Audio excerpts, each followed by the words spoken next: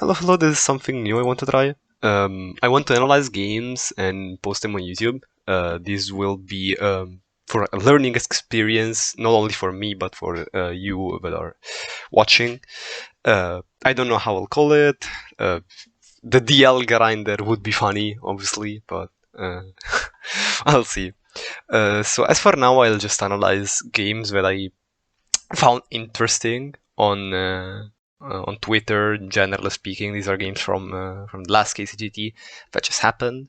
If you have funny games from KCGT or like in general, make sure to send them to me. Possibly best of one games, but if you have best of three games with side, that's also fine. We can go ahead and analyze that. You know, like there are two different formats, so two different ways of deck building and stuff like that. And even though like best of one is technically the competitive format for duel links, best of three is what is played in tournaments, obviously. And that's where the money comes from, I guess. So for this is something I've just found on Twitter. This is Ryosuke on the bottom and a Nekroz player on the top. And I just wanted to like show you this because I think this game does a good job of letting people see how to exploit Nekroz and mainly its weaknesses, even with like not super optimal DDD hands. Obviously, it's very likely that this DDD deck Ryosuke is playing will not stay the same, given that we have a ban list coming, most likely. But Nekroz is most likely not getting a hit, so see this as an example of how to play into Nekroz rather than how to play DDD into Nekroz specifically. So the record stands there. His opponent goes for a Manju Bryo turn 1 combo. The Bryo is not targetable because of Master of Rights Stew. Not targetable by monster effects, that is. So he goes Contract Doom King and just plays pretty standard up to this point. Searches the trap.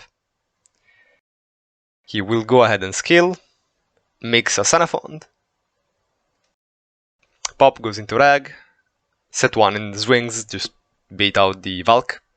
The reason why he did this is, instead of like making something else, is because there is not really anything that Nekroz can do at this point. They can't like cycle something back from the graveyard because of Sanafond, so they are forced immediately to Bryo bounce this, and these are also not someone from the extra deck, so like Thomas and Rag are gonna be fine for the turn, and Rag is a 3000 wall, so nothing in Nekroz besides decisive armor runs over it. So Bryo will be activated, goes Senju, search Valk. He flips Trap Ear immediately. The reason to do this is to play around rank 4s and also removing a card from his hand. This way he cannot get trished. You could chain it to Trishul effect, but it is fine to do it like this. So you just don't get rank 4, then you leave like a body on the board to just like start swinging over. Goes Bryo, search decisive armor. We know decisive armor Valk in his hand, so we'll go for mirror. Goes decisive armor and swings over Thomas because doesn't want to give him the follow-up. Thomas is a 2800 monster now because of Witch, so he can only decide to run over one of these two, and obviously decides to go over the Thomas. So still like nicely played by the Nekroz player still. Draws Contract, which is not amazing, goes ahead and searches Kepler, which seems like an awkward search, but it makes sense. Obviously, because he wants to pendulum someone. Goes Orthros, pops his Contract, pops the Ritual Cage. Again, reason to do this is pretty simple. You just don't want to die, and it's a free pop, might as well. And at some point, you will need to target monsters. So goes Contract, summon Thomas summons Rag.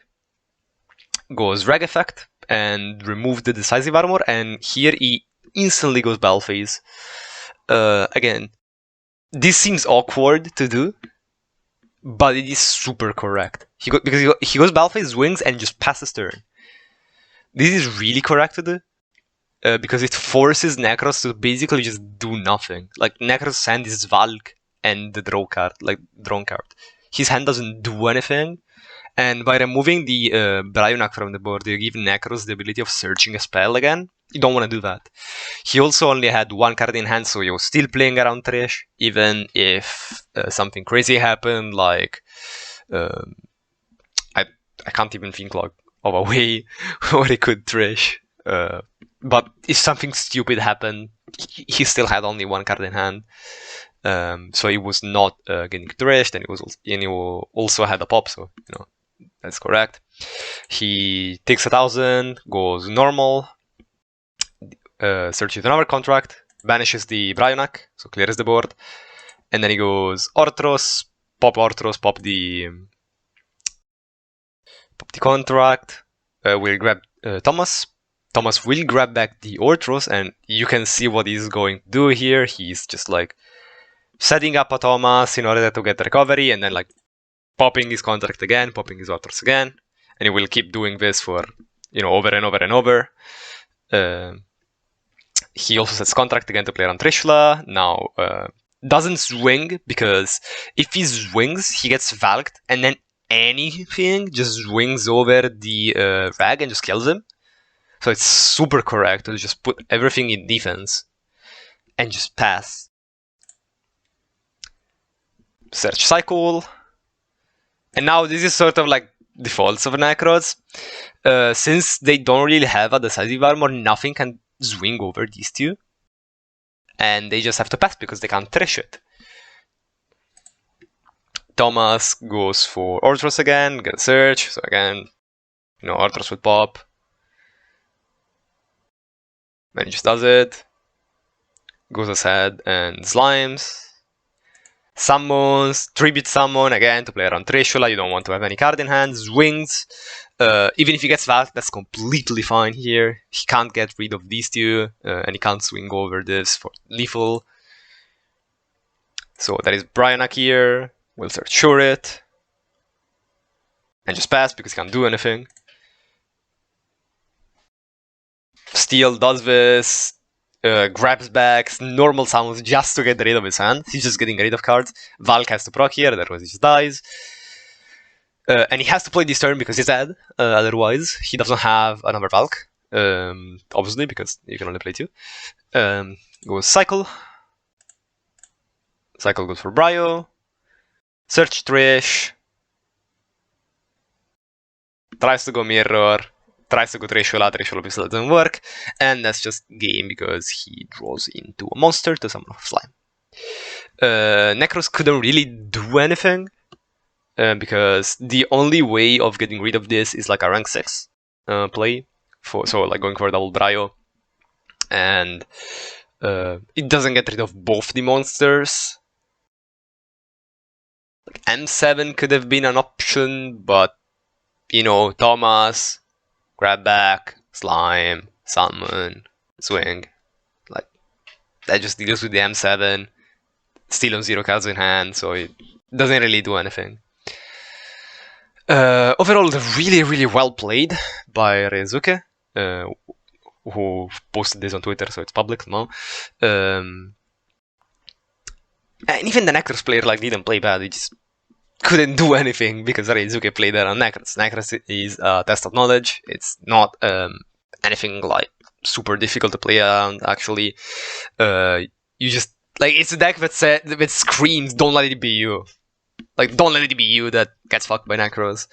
And also with Master of Red Stew, it's really it's really easy sort of to play around Nekroz because the only other deck I could play Master of Red Stew is Malphos. And what Ryosuke did into turn 1 was, turn 2, sorry, was okay. And I already knew it was Nekroz because Nekroz went first, obviously. I think he would still go ahead and play around Nekroz because summoning 3 monsters, searching trap, that's enough against Malphos, I guess, unless Econ, because they don't beat 3 monsters plus 1 interruption with their engine, and DDD can just perma hold the witch, and in that position They can just like hold it until battle phase and decide to pop either the quick play spell because don't want to let them fuse, or just a monster if Malphos is threatening something, which it rarely can do. The only way for Malphos to get rid of free monsters is going Malevolence into Orichalc into Mithrillium, and that doesn't kill your opponent if there is a witch in the back row. So it's pretty unlucky for Malphos, I guess. Thanks for watching. As I said earlier, if you like these types of video, please let me know. Also, if you like this types of video, please go ahead and send replays to me. I will go over them and watch it. Even if it's a replay where you misplay or something like dumb happens, it's fine to do that. It's meant to be a learning experience for everyone involved. And that's pretty much it. Sometimes, I will fuck up because I'm not perfect. I don't know everything about the game. So maybe sometimes I will be surprised by something you're doing. If it's new decks, old decks, it's completely fine. Just make sure it's current format and not something stupid. So thanks for watching and see you.